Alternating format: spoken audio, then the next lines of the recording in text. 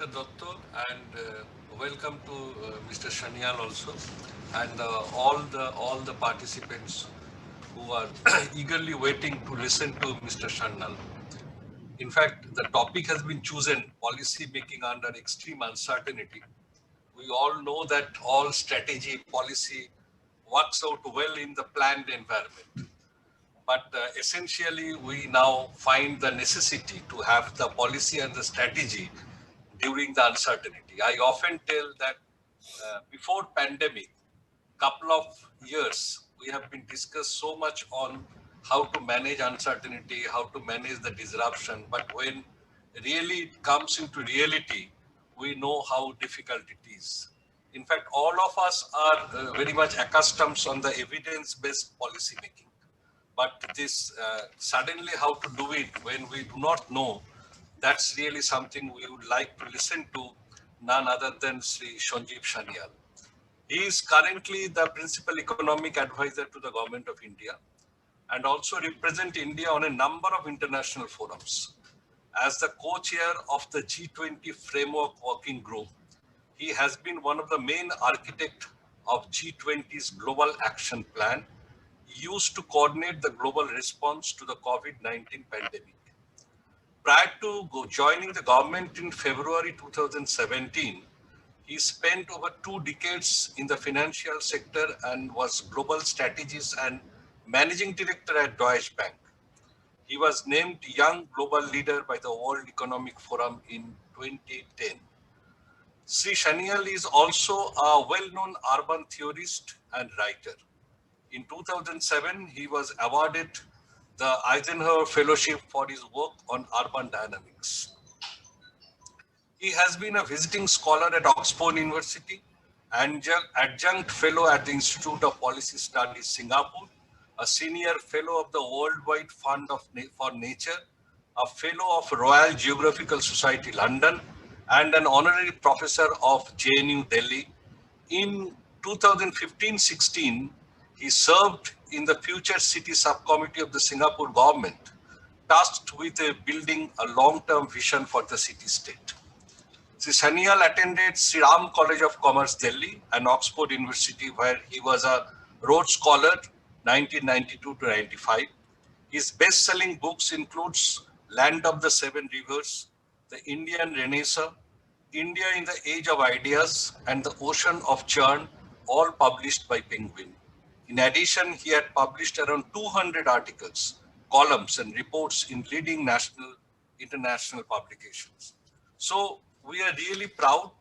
We feel ourselves privileged to have Mr. Sanjeev Sanyal with us, who has spared his valuable time to give this, leadership lecture in the CMA. And without wasting time, I would request Mr. Sanyal to deliver his lecture. Thank you, sir. Thank you. Namaskar, everyone.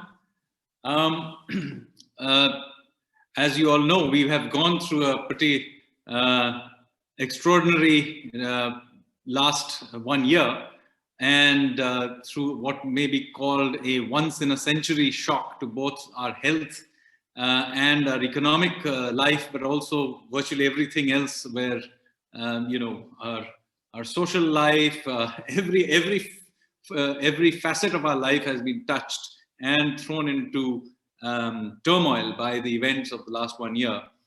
And what I'm going to do here is to give you a flavor of how decisions are made under these kinds of extreme circumstances. I thought I'll choose this topic because, you've all read the kinds of policies that we came out through the last 1 year, including, of course, the budget presentation that happened a week ago. And I'm sure you don't want me to go through a long list of various kinds of policies that we put in place. You already know them, or you can read them on the internet at leisure. What I'll do is to try and give you a flavor of how decision making is done under these circumstances in the government, how policies are made at the highest levels. So hopefully it'll show you the kind of thinking that goes in, and also will perhaps give you a flavor of the kinds of policies we may take into the future, because you will know the framework of thinking that we used for some of those policies and why we did what we did at various points in time. You may also, since this is a management forum, find some resonance in the kinds of decisions that all of you had to make through this process as well, because it's not just us in the government who were taking decisions, many of you were taking difficult decisions as well. Now, to understand this whole this whole issue of decision making and policy making under uncertainty, I'll just take you back to last March. So back in March, the middle of March, when this whole thing really began to bubble up, what is the information that we really had about this COVID crisis? What we knew at that time was that something had happened in China, which had clearly killed a lot of people and had led to a very major response. But it was not very clear what had exactly happened. In fact, even today, it's not very clear what had happened in China. But we knew that whatever it was had spread to Italy and was causing a lot of people to die there. We also knew that this was now spreading into many other countries. So given that, this was clearly something, even at that stage, we recognized that was something that was quite extraordinary.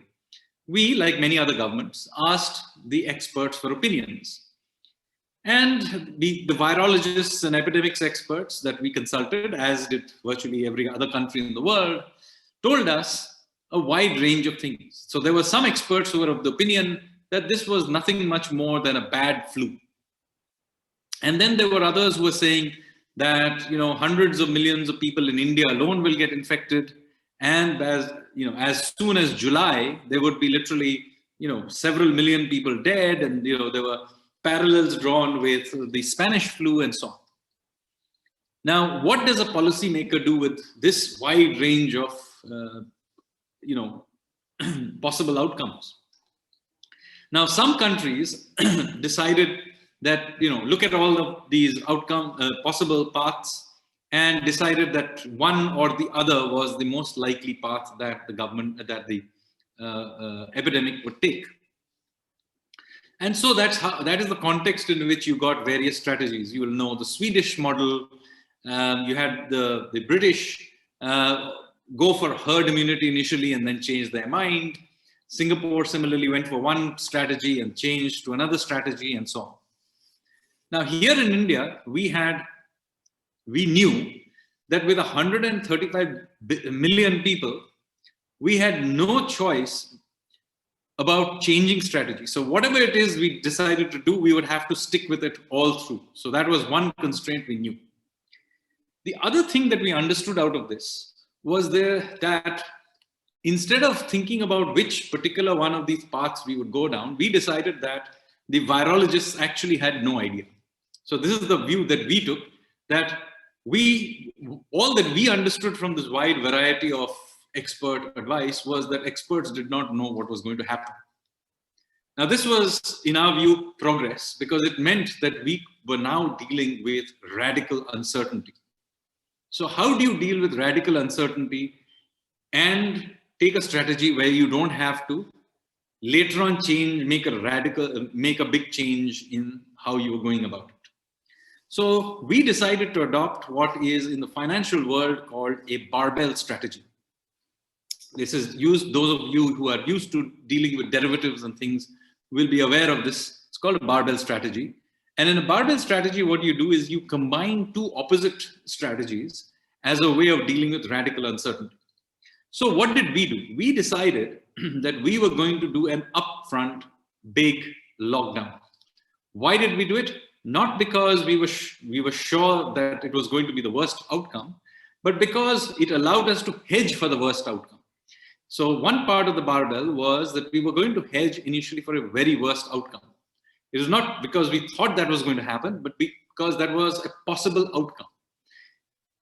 This gave us time then to put in place some testing capacity, quarantining capacity, and wait for the thing to play itself out. In case it turned out to be that this was going to kill millions of people, then clearly a total lockdown was needed, and the earlier you did it, the better. Meanwhile, what we did as time passed, as more and more information came in, we then did a Bayesian updating of our model, and we began to unlock step by step in a unidirectional way. So that we, as I said right in the beginning, we had no intentions of changing direction halfway through, and that we kept doing. Even though by September things had peaked, we kept opening things up because by September, October, we were quite confident that this was not quite as bad as maybe the worst case was going to be. We had some idea that, you know, it was highly contagious, but it was not perhaps killing every demographic. There were certain demographics for which it was particularly dangerous.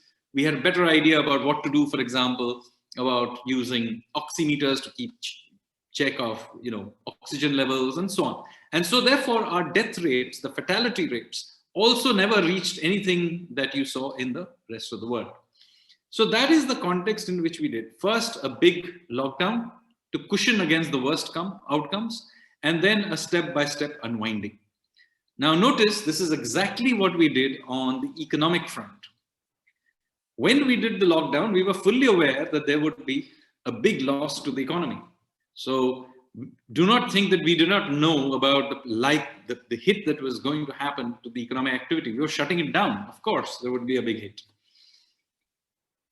And at that time, you will remember, many experts, particularly global experts, told us that, look, you know, you need to reinflate demand very, very quickly using a large upfront stimulus. And that is something other countries did. We refused, despite a lot of criticism at that time, we refused to do this. The reason for that was we took the view that there was no point in pressing the accelerator when you had your foot firmly on the brake. Instead, we spent the resources we had on providing the cushion to the very worst possible outcome, which is the reason we invested into the world's largest food program. 800 million people were giving free food up to November. We invested in providing money directly to the very poor through the Jan Dhan account system. For the business sector, we provided again a cushion through providing 100% loan guarantees to MSME sector. We pushed back various financial deadlines. We held in abeyance the insolvency and bankruptcy code so that there were no cascades of defaults. But it was not our contention even at that time that it was going to reflate demand, because we were not trying to reflate demand. All we were trying to do was providing a safety net against the very worst outcomes. Now, by September, when things were peaking again, we began to open things up.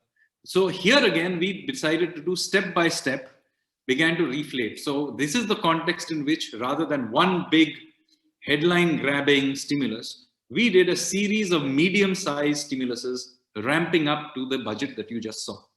And what were we doing? Well, first of all, you had to open up the supply side. So when you created demand, the supply side would come back. We knew that there was some pent-up demand. After all, the reasons economic activity fell was not lack of demand. It was because we had held down the supply side. So when we opened up the supply side around about September, demand came, some part of the pent-up demand came back naturally. Now that is the context in which we also began to press the accelerator. So in October, you saw a 129% increase in capital spending. 249% increase year on year in November in capital spending. 62% increase year on year in December in capital spending, and the January number will be shortly with you. You'll see a big number. So you can see what we were doing. We provide a cushion initially, one part of the barbell, and then when things were open in a Bayesian step-by-step ramping up of demand, using one, the momentum coming from the pent-up demand coming back from the consumers, and then helped along by capital expenditure. Now notice how different it is from what many other countries have done. Also notice, not only is the step-by-step approach different, also different is the fact that we decided initially to spend on welfareists sort of a cushion, but once we began to ramp up demand, we switched to a much more supply side driven approach, which was we were ramping up demand not through a sort of providing dole, so to speak, but by ramping up demand through capital expenditure. And that approach has now been further strengthened through this budget over the next 3 years, where we are going to support capital expenditure. Now, why are we going for capital expenditure and not giving stimulus checks as maybe the US or other countries are doing? Well, the reason for that is the following. First, we are going to run up debts for this demand stimulus. We want to leave behind assets to match them for future generations. So yes, we will run up the demand debt, but we will also build assets. That's why we want to do capital expenditure as main driver of demand. The second reason is our experience is that demand comes back much faster if you actually spend on infrastructure, because it has many multiplier effects on creating jobs and creating demand for cement and steel and other products and so on. And it consequently is something that was going to have a relatively fast impact. In fact, this is precisely what has happened. India has, so far at least, seen one of the fastest recoveries out of this the downturn. So after having suffered minus 24% GDP growth rate, we are already seeing car sales, electricity consumption, railway freight movements in January were already above what they were before the pandemic hit us. All of them are up year on year. Even GST collections are up year on year. So you can see that we have genuinely got strong momentum coming back in. Now, let me give you another way in which we are different from what other countries were doing. Most other countries were basically took a demand approach to reflating their systems. We are unique in the world in having also had a very supply side driven approach to the COVID crisis. And the reason for that, again, is the following thinking, that the post-COVID world is not going to be a reinflation of the pre-COVID world. We are emerging into a world which will have its own logic. It will have its own geopolitics. It will have its own technologies. It will have its own consumer behavior. It will have its own supply chains. All of these will interact with each other in all kinds of unpredictable ways. So what we needed was that factors of production needed to be freed up to become flexible. Our factor markets needed to become flexible. So if you look at the kinds of reforms we have done over the last 6-7 months, they're all aimed at easing up factor markets. The complicated network of central labor laws have been replaced with 4 clear labor laws, labor codes. They're already there. There was all kinds of outdated telecom-related regulations on the software services, IT services, BPO industry. We have thrown it all into the dustbin of history. They now have very simple regulations for the IT BPO sector. We even did farm laws, debated for 2 decades or more, but nobody had the courage to do them. We have implemented them. Yes, there is opposition, which is only to be expected. And while some adjustments may be made along the way to make it more palatable for some sections, but our view continues to be that it is good for farm sector to do this. Virtually every economist worth their salt for the last couple of decades has said that this should be done, and we have done it. So we stand by the general direction of all these farm laws that we have put in place, and we remain committed to them going forward. There are a whole plethora of other structural reforms that we have done. Large numbers of obscure autonomous bodies of the central government have got shut down. The All India Handicraft Board, All India Handloom Board, Jute Commission, Children's Film Society, all of them are now part of history. Right? Some of these bodies did useful work, but there are a whole plethora of similar sounding organizations that already exist. So many of these activities have now been merged into them to provide simplicity of delivery of those services.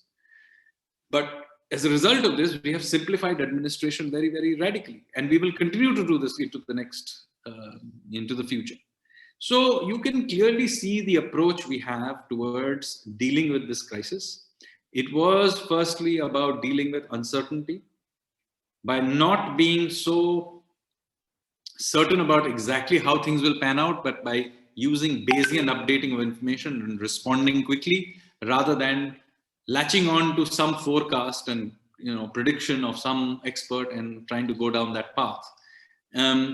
We adjusted all along the way as flexibly as we could. And we have done that on the economic front as well. Similarly, we have tried to simplify regulations, and we'll continue to do that. And there is a chapter in the economic survey, chapter 6, if you want to read about our philosophy of deregulation and why we want to do about it that way. We also remain committed to making our public sector more streamlined. And so, again, we have got a clear and unapologetic commitment to privatization.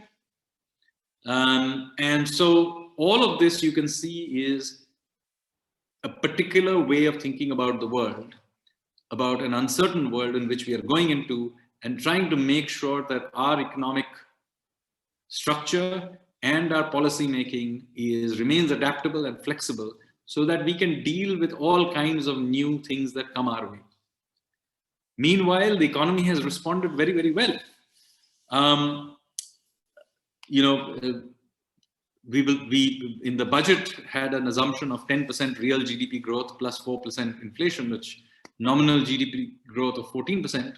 But let me say that that is very, very conservative in my view anyway. In fact, in the economic survey, we have a higher number of 11% real GDP growth plus inflation, so bringing it to over 15% of nominal GDP growth rate. But even that is probably conservative, and the IMF expects real GDP growth of 11.5%.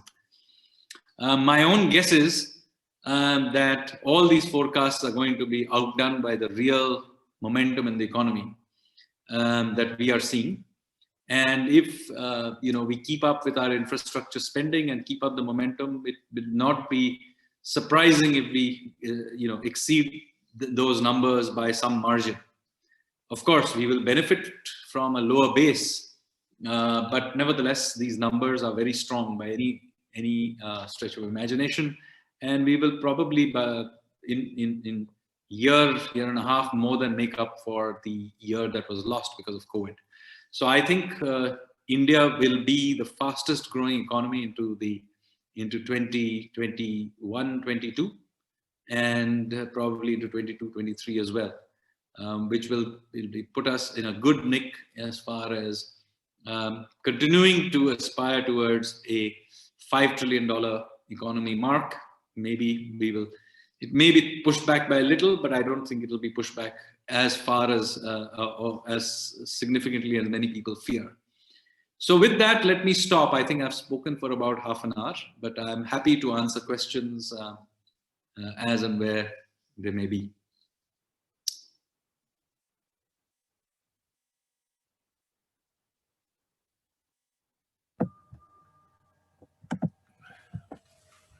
Mr. Roy? Yeah, in fact, for the last 30-35 minutes, we were listening to Mr. Sanyal.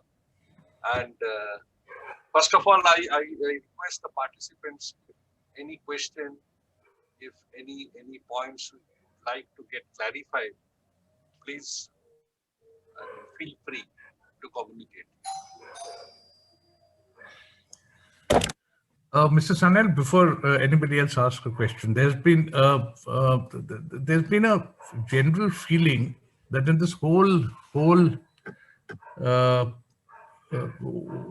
thing, somehow the middle class has not really got any support from the government. How would you react to that? I mean, that's a general feeling. Well, let me put it in perspective. First of all, the biggest beneficiary of accelerated growth of the kind we are trying to push for would be the middle class. I mean, after all, what does the middle class really want? It wants jobs. And if you get accelerated growth and stable growth, clearly they are a major beneficiary of that. Um, as I said, we will probably see the fastest recovery of any country in the world. And creating middle-class jobs is a priority, number one. Number two, as you can imagine, we were under tremendous pressure. And again, a lot of international experts were pushing for this idea of ramping up taxes. Again, we have not gone for that option and left taxes as they are. Again, pushing for growth, because many people were of the opinion that, increase taxes at this time to pay for deficits. Instead, we have taken the punch on our chin and carried on with a somewhat higher deficit than we would have preferred. But then, with over 3-4 year period, we will bring it back to the older trajectory. So we have, that space is again, the middle class is a big beneficiary of that demand push. And finally, of course, all the structural reforms are all aimed at that. Ultimately, what are we trying to do? We are trying to encourage entrepreneurship from the bottom in various sectors, and middle class is the source of new companies, new entrepreneurship, new businesses, new ideas. All of those are ultimately, middle class things. Okay, Mr. Roy, any other questions which have come into you? No. I have one particularly clarification Mr. Sanyal can give. In the first phase of COVID outbreak, when the lockdown was declared, but at the same time, I know that government formed committees, and we were planning to make India take this as one of the opportunities to make it as a strong manufacturing hub. Detail I need not to explain, because there were some reservation on particular country, and that's why I need to take advantage of that. And more importantly, there were potential possibilities also. So how far we have progressed on that? Is there any particular planning or direction to that? Second question is that taking lesson from COVID, because unknowingly, unconsciously, some of the changes happened in our life, in our way of living, in the habits, in whatever it form may be. So, is there any change? Is there any qualitative change we envisage, keeping this in background, that directionally the country as a whole or the society as a whole, I'm not speaking in international level, one thought it was coming in my mind, that this local versus global. At the time when the lockdown was completely in force, then how to really sustain with in my own locality, a local sustainability issue, was it predominant, or we will proceed in the same manner we were pushing towards the globalization? So these, if you can enrich. So they are linked, obviously, and if you're alluding, I think what you're alluding to is what is the general concept behind Atmanirbhar Bharat. Yeah. Because they are linked to both of them. So first of all, let me say that the concept of Atmanirbhar Bharat is not a return to pre-1991 import substitution. We have no interest in going back to driving ambassadors ever again. So let me be absolutely clear about it. Nor is it protectionism in terms of moving back into a shell. As the Prime Minister and the Finance Minister and many other members of the government have made it clear, we remain committed to be an outward-oriented economy. We intend to compete in foreign markets, and we want to be a part of global supply chains. So then the question arises, what is this Atmanirbharta all about? So let me explain this. First of all, we want to create capacities in India, especially for things that relate to our resilience. So Atmanirbharta is really related to resilience. So let me illustrate this rather than simply deal with concepts. You know that India has one of the largest pharmaceuticals industry in the world. Now, this industry, we discovered very early in the COVID cycle however, is heavily dependent on a single source for many of its inputs, China being the single source in most cases. Now, we can have this big industry, but if global supply chains suddenly stall, as they did in last March, April, May, when China went into lockdown, suddenly we discovered we had this great pharmaceuticals industry, but all its, or at least key inputs, came from China. And suddenly this whole industry became hugely vulnerable. So under those circumstances, what should we do? And our view is this, that at least we should have some capacity of being able to protect our industries from these kinds of shocks. So this is one way of thinking about Atmanirbharta. So when you think of Atmanirbharta, it's not about going back to 1950s import substitution. It is about building out the resilience of a globally competitive industry. That is how we envisage it. And this is why we are open to foreign direct investment. We want people to come here.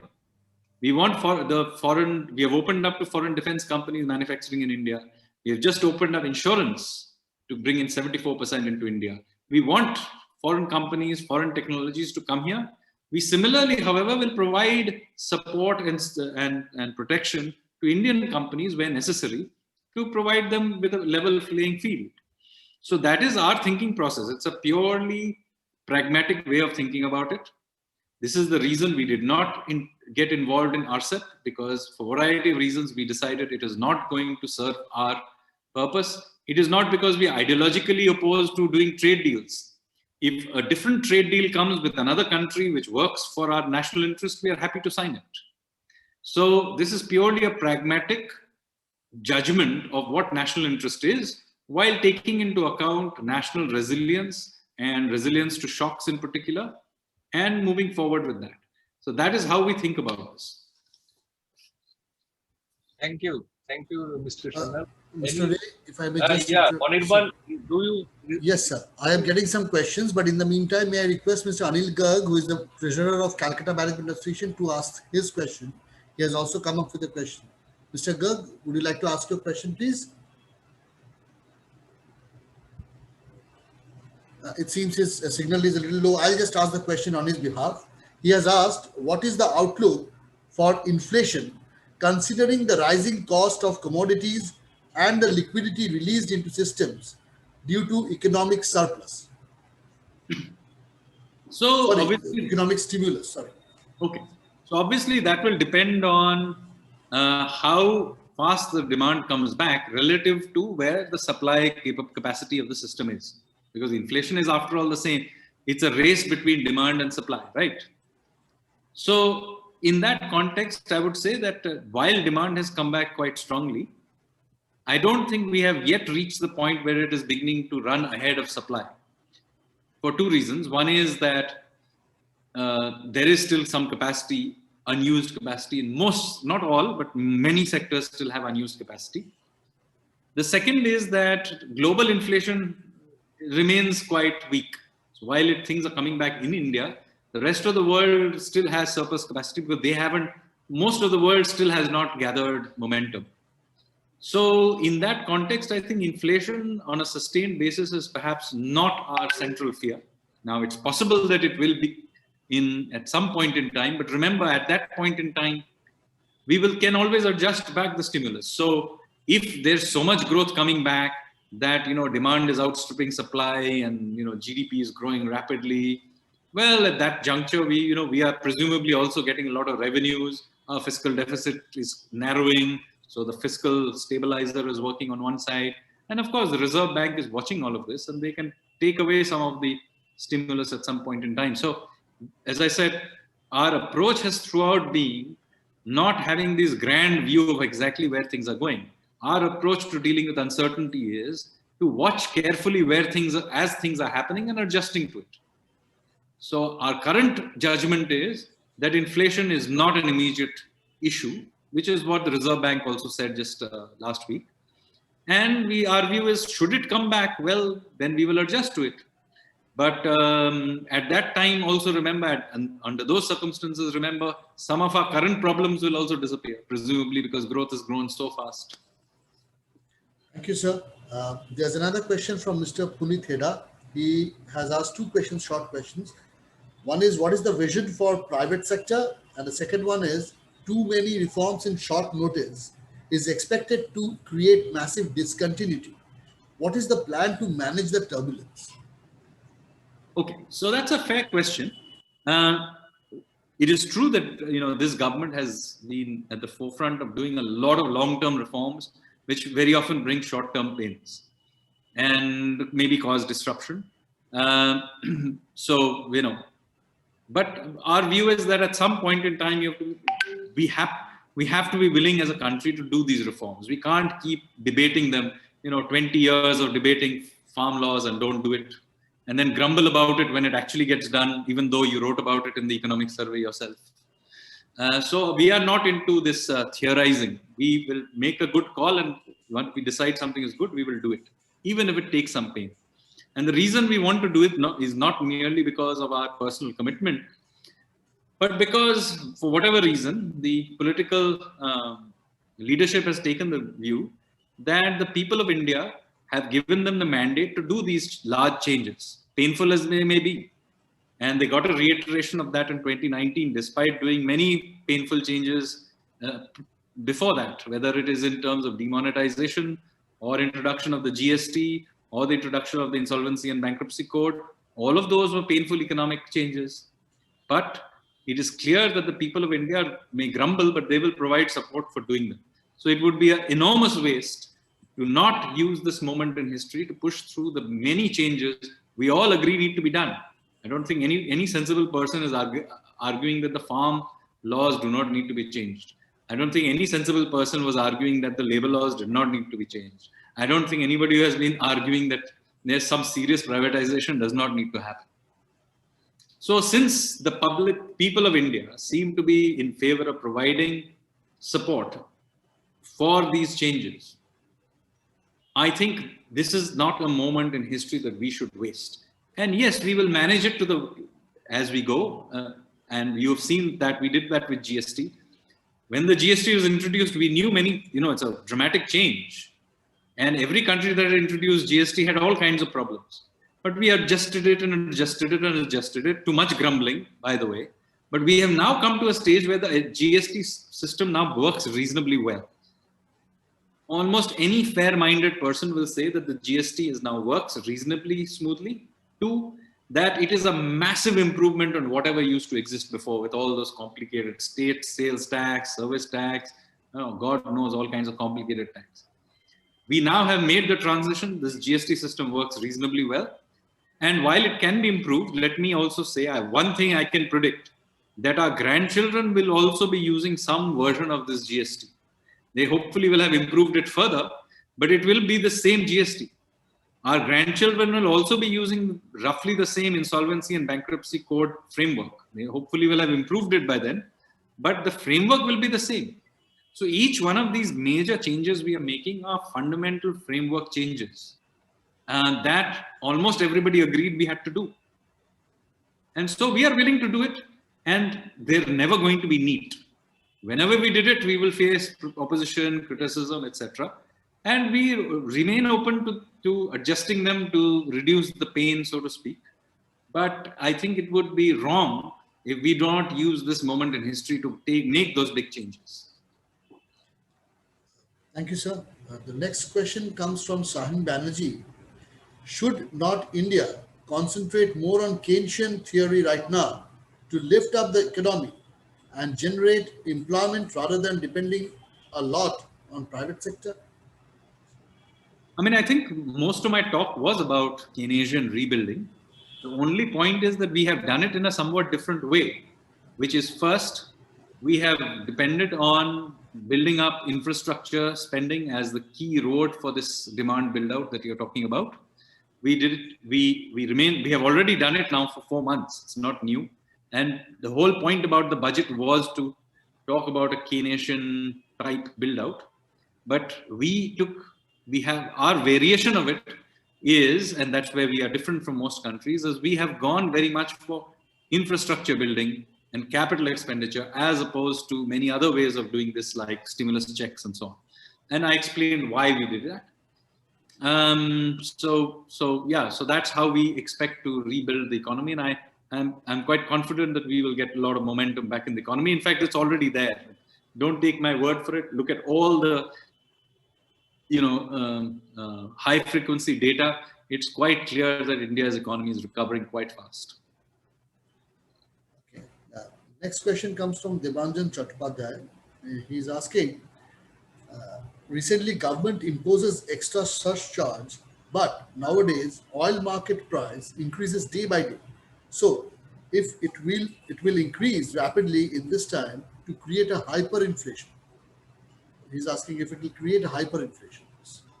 Okay, first of all, this surcharge that was introduced in the budget right now, if that's what he's talking about, well, that is no big change, because we have just renamed something which was an additional surcharge on excise into a agricultural cess. That is for our own internal accounting. It has no impact on anyone, and certainly not on the consumer, as the finance minister pointed out. That is for a certain earmarking of amount of money for agricultural infrastructure. So that I'm presuming he's not talking about that. But there was, during the height of the COVID, an increase in various taxes on petroleum by the state governments, because at that time they did not have too many other resources. And that has indeed pushed up the pump price. Now, I, from the central government, have nothing much to say, in the sense that that is clearly not something we did. Many of the state governments did, but I presume that as their other revenues come back, and they are coming back, including GST, they will be in a position to cut those back to more normal levels. This is a question from Mr. Inderjeet Sen. He has asked that GDP growth last year was minus 8%. With 11% growth this year, is it correct to say that the real growth rate would be only 3%? No, that's not a way of thinking about it. Either real growth is not 3%. Either you say that 7% minus 8% did not happen, or you say that it's 3% vis-a-vis 1920, which you consider as being the normal year. Yes, I mean if you're going to say that you're taking the base year as 1920, yes, the fact that it went down and came back, that comparison will obviously not be plus 11%. It will be smaller, because you're comparing it to a higher base than the COVID year base. But even then, it will be quite a remarkable feat, given the fact that we went through a once in a century shock. And we will be among the very few countries in the world where GDP activity is heading back close to where it was before the shock. China is the other large country which has, of course, China did not go through even a negative growth even in 2020. So that is quite remarkable, given that they were the first country to be hit by the shock. But their GDP growth rate forecasted to next year are much lower than ours. Ours will be higher, but on a lower base. On net, however, we will be still looking very good. Final question. This is a question from Jadip Ghosh. He has asked, what will be the microeconomic changes that are scheduled in next 3 years? Okay. So, I mean, basically, it's not my prerogative to announce major measures that the finance minister has to do. But the broad thrust should be hopefully quite clear to you, that we have an emphasis on driving growth using infrastructure spending. We remain committed to driving structural supply side changes, particularly those aimed at efficiency. So deregulation of various kinds, privatization, and so on. And we remain committed to building India into a cluster for all kinds of economic activities, including manufacturing. So if you will see that we have introduced that, various PLI schemes was introduced 3 or 4 months ago. So, and we are getting very good responses, by the way, to the PLI schemes. So combined with the fact that we had rationalized corporate tax rates before the COVID, in the end of 2019, with these PLI schemes, and the fact that overall economy is now recovering quite fast, we can already hear, many of the private sector players that we talk to, the foreign investors we talk to, there is a lot of enthusiasm about investing in India and putting real money on the ground. Of course, the financial markets have already responded well, but I think it will be followed quite quickly with real investment on the ground. Thank you, sir. May I request Mr. Gautam to kindly conclude the session? Yeah, thank you, Anirban. In fact, a lot of very interesting questions and clarifications were there, and which Mr. Sanyal, in his own way, has given the explanations and thoughts, and what is the idea that where actually we will be landing. In fact, it was not only very relevant, but also, I would say, extremely interesting to listen to Mr. Sanyal. And he rightly said, this is basically once in a century shock. No way comparable with any disruption we have seen in the recent past. And naturally, the decision making, the framework, the policy prescriptions are extremely important. And he has mentioned about the bubble strategy. What I understood, that it is a combination of two opposite strategies, and rightly said, while on the one hand we have imposed the lockdown in fullest possible way. In fact, the Indian lockdown, the way India has imposed, it has been talked about all over the world, as well as when we have opened up unlocking process, we have seen one after another the version of unlocking. That has been a real example. He was speaking of the Bayesian updating of the entire thing. And so naturally, we have also seen in the past, the basic physics also speaks for if we can really drive and manage two opposite strategies, opposite force in a right way, with a right balance, then probably the best result will come.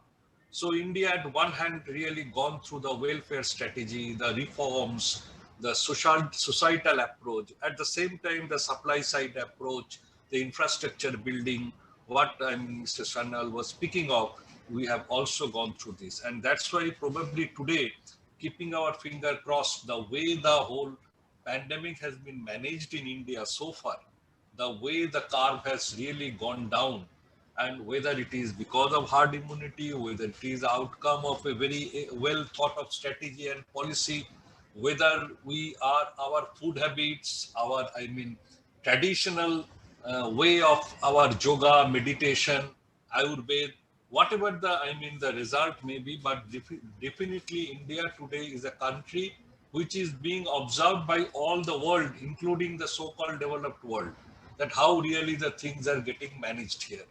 So, we got an idea, we got an overview, and really, it is an eye-opener for us how we have, Mr. Sanyal has explained how the country has managed the entire show. Yet, we have miles to go, probably, because the vaccination program has started. Again, this is also to be seen how India manages it. So, with this, I would like to close the session today with approval of President. And we only request from our side to Mr. Sanyal that we would like to listen to you in our future events, future programs, and we will be very glad and happy if you can spare your valuable time for that also, as you have done this time. With this, our sincere thanks to you, convey our sincere thanks on behalf of all the participants and the executive committee of the CMA. Thank you. Thank you, sir. Thank you, Mr. Sanyal. And we'll get in touch with you. Thank you very much. Thank you. Thank you.